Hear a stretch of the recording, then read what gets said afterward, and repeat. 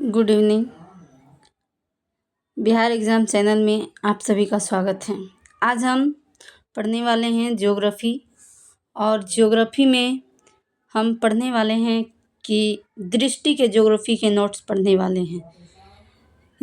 Geography के पाठ्यक्रम syllabus के अनुसार हम सबसे पहले देखते हैं भौतिक भूगोल। भौतिक भूगोल में क्या है? भौतिक भूगोल पृथ्वी के अंतराल धरातलीय स्वरूप का निर्माण होता है, जबकि आर्थिक भूगोल में पैसा, धन, संपत्ति, प्राकृतिक संसाधन और खनिज आते हैं। सामाजिक भूगोल में मानव भूगोल, जनसंख्या और शहरीकरण आते हैं। कार्य क्या है इसका? कृषि और उद्योग। भूकंप जो होते हैं, भूकंप पृथ्वी के चारों ओर होते हैं। जो बीच के पॉइंट सेंटर होते हैं, वो उनका जो घनत्व होता है 13 ग्राम पर सेंटीमीटर क्यूब होता है। अति उच्च घनत्व होता है 13 ग्राम पर सेंटीमीटर क्यूब। अति उच्च तापमान कितना होता है? 6000 डिग्री सेल्सियस। 12 किलोमीटर गड्ढा, ये कहाँ पाया गया है? रूस में। रूस की काला प्रायद्वीप, इसलिए इसको कहा जाता है। आर्कटिक महासागर में ये स्थित है, क्योंकि वहाँ से गड्ढा खोद पाना आसान होता है। धरातलीय टेम्परेचर होता है 16 डिग्री। जैसे जैसे हम पृथ्वी के अंदर जाएंगे तो उसे खोद पाना बहुत मुश्किल होता है, उसकी खुदाई बहुत मुश्किल से की जाती है। इसलिए हम पृथ्वी के सबसे निचले भाग तक तो नहीं पहुंच पाए हैं। जहां तक हम पहुंच पाए हैं उसकी कुल गहराई है 63-71 किलोमीटर, और वहां तक का घनत्व जो है वो है 13 ग्राम पर सेंटीमीटर क्यूब। ये कहाँ खोज पाए हैं? आर्कटिक महासागर में खोज पाए। भूकंप किसे कहते हैं? सबसे पहले हम जानेंगे भूकंप। भूकंप का अर्थ होता है भू का कंपन करता, अर्थात पृथ्वी का कंपन जो होते हैं उसे ही हम क्या कहते हैं? भूकंप कहते हैं। और पृथ्वी जब जब कंपन करती हैं तो उसे भूकंप कहा जाता है। भूकंप पैदा होने के क्या कारण है? भूकंप कैसे उत्पन्न होते हैं? पहला कारण क्या है? प्लेट विवर्तनिक क्रिया द्वारा। पहला कारण क्या है? प्लेट विवर्तनिक क्रिया द्वारा। दूसरा है ज्वालामुखी क्रिया। तीसरा है भूस्खलन। चौथा है खदानों के छत ढह जाने से। और पांचवा है जलाशय निर्मित भूकंप। बड़े प्रभावों वाले विस्फोटकों का परीक्षण करने में भी भूकंप पृथ्वी का कंपन होने लगता है। रेलवे संचालन में भी पृथ्वी भूकंप होने लगता है। तो इस तरह से भूकंप के कितने प्रकार हैं ये बताएं। पृथ्वी के सबसे ऊपरी भाग को क्या कहते हैं? एपी सेंटर कहते हैं, अधिकेंद्र कहते हैं। और उसके नीचे जो होते हैं, जहाँ भूकंप के सबसे निचला पॉइंट, बीच वाले पॉइंट के हाइपो सेंटर यानी फोकस का है, तब भूकंप का केंद्र। जब पृथ्वी ये नदी पर जब कोई बांध बना दिया जाता है, डैम बनाते हैं जलाशय से, क्योंकि पानी इधर से उधर आसानी से प्रवाहित हो सके। अब हम समझते हैं भूकंप के मापने के लिए एक लेखा होता है जिसे हम मापते हैं सिस्मोग्राफ से, और भूकंप विज्ञान को क्या कहते हैं? सिस्मोलॉजी कहते हैं। भूकंप मापने के पैमाना में देखते हैं, एक मार्कोली पैमाना होता है। मार्कोली पैमाना में 1 से 12 तक के अंकों का प्रयोग किया जाता है। कितने अंकों तक? 1 से 12 अंकों। भूकंप द्वारा धरातल पर हुए प्रभावों को देखकर मापना एवं उनका अंकन करना होता है मार्कोली पैमाना। वास्तविक और धरातलीय भूकंप प्रभाव का गुणात्मक विवरण क्या है? रिएक्टर पैमाना में 0 से 10 मापन तक होता है। कितना? 0 से 10 अंक तक होता है। 0.5 से लेके 10 तक होता है। भूकंप तरंगों के परिमाण का मापन किया जाता है। इसमें क्या किया जाता है? भूकंप के तरंग का परिमाण का मापन किया जाता है।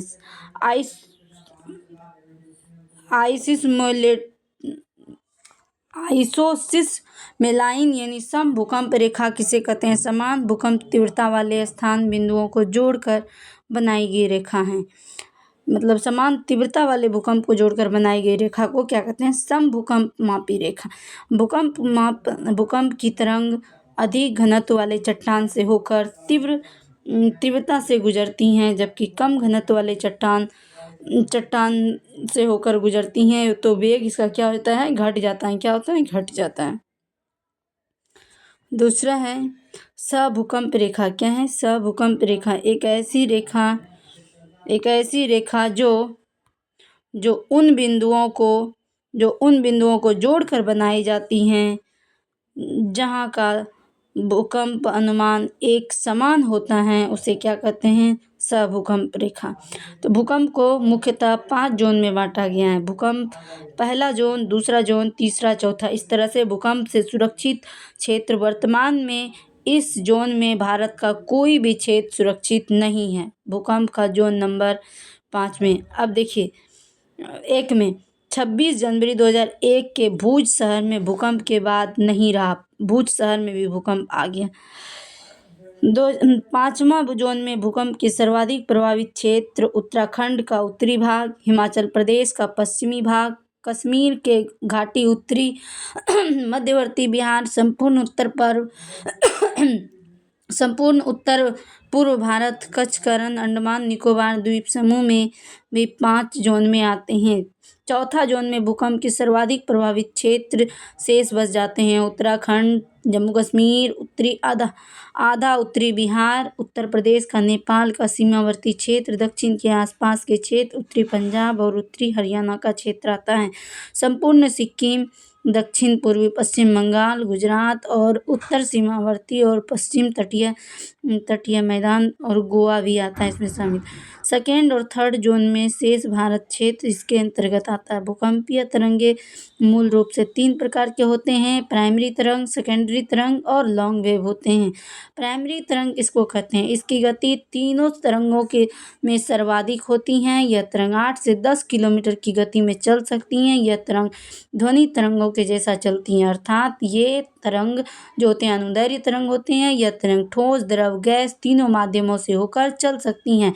यह तरंग माध्यम के कणों को तरंग चलन की दिशा में समांतर विस्थापित कर सकते हैं। ये रहा फिगर आप लोग देख सकते हैं जिस तरह तरंग चलती हैं। संपीड़नात्मक कण, इस तरंग की तीव्रता तीनों तरंगों में न्यूनतम होती हैं। सेकेंडरी तरंग कहते हैं, इसकी गति 5 से 8 किलोमीटर पर सेकेंड होती है।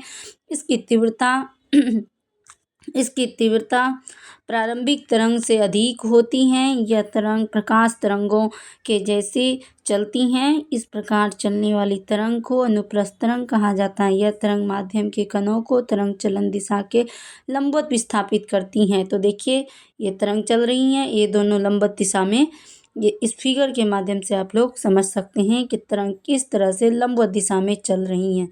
तरंग किस तरह से लंबवत, केवल ठोस माध्यमों से ही होकर ये तरंग गुजर सकती हैं।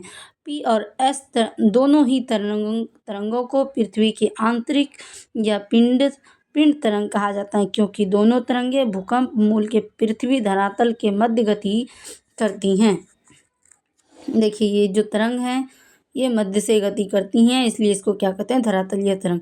चौथी जो इसके बाद है लॉन्ग वेव। लॉन्ग वेव कहते हैं इस तरंग की गति तीनों तरंगों की गति से न्यूनतम होती हैं। प्रति सेकेंड केवल 3 किलोमीटर की चाल से चल सकती हैं। लंबी तरंग की तीव्रता तीनों तरंगों में सर्वाधिक होती हैं, अर्थात यह माध्यम के कणों को सर्वाधिक विस्थापित करती हैं, जिससे स्पष्ट है कि लंबी तरंग ही सर्वाधिक विनाशकारी होते हैं।